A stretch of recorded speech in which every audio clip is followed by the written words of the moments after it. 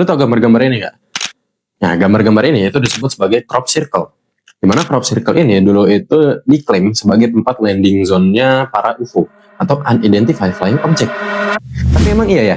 Jadi crop circle ini itu sempat bikin dunia gempar di tahun 1970-an sampai 1990-an, terutama di Inggris. Karena orang-orang waktu itu masih percaya kalau crop circle ini tuh terlalu simetris untuk dibikin sama manusia. Dan apalagi ini tuh terjadi dalam waktu semalam. Siapa lagi kalau bukan alien, ya kan? Di tahun 1991, dua orang asal Southampton yang bernama Doug Bower dan juga Dave Shorley, mereka itu mengumumkan kalau ternyata sama ini mereka lah yang bikin crop circle itu. Mereka udah bikin crop circle ini udah 15 tahun lamanya.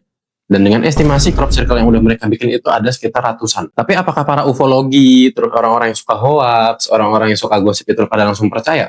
Oh tentu tidak. Mereka masih ngeyel kalau crop circle ini tuh terlalu simetris untuk dibikin sama manusia. Ya udah, akhirnya si Doug Bower dan juga Dave Shorley itu mereka tuh langsung mensimulasikan lah gimana cara mereka bikin crop circle ini.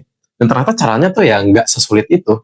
Mereka cuma butuh satu batang kayu yang nggak terlalu panjang-panjang banget. Itu digunain buat bikin tanaman gandumnya itu merunduk. Dan sebenarnya manusia itu udah pernah bikin suatu hal yang lebih kompleks dan lebih simetris, yaitu jam tangan mekanik. Itu kan kompleks dan juga simetris. Kalau misalkan sekarang di 2026 ini gue bilang jam tangan itu dibikin sama alien, udah pasti nggak akan ada yang percaya. Tapi mungkin aja meskipun satu, itu bakal ada yang percaya kalau misalkan gue bilang crop circle ini dibikin sama UFO. Ya udah, karena memang bukti dan juga testimoni dari si Dave Shorley dan juga Doug Bower ini cukup kuat, akhirnya ya sampai sekarang crop circle ini dijadikan karya seni. Nah, di bukunya Carl Sagan yang judulnya itu The Demon Haunted World, yang ini bukunya, dia tuh bawa-bawa cerita alien-alien inilah, UFO-UFO inilah dia bawa-bawa. Karena dia tuh pengen ngajak para pembacanya untuk jangan percaya sama suatu hal yang bahkan buktinya aja tuh belum jelas gitu.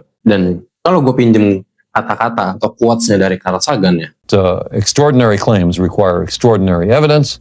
Ya jadi seperti biasa, kalau misalkan ada informasi yang gue sampaikan itu ada yang kurang atau ada yang salah, terus di kolom komentar kita diskusi bareng-bareng.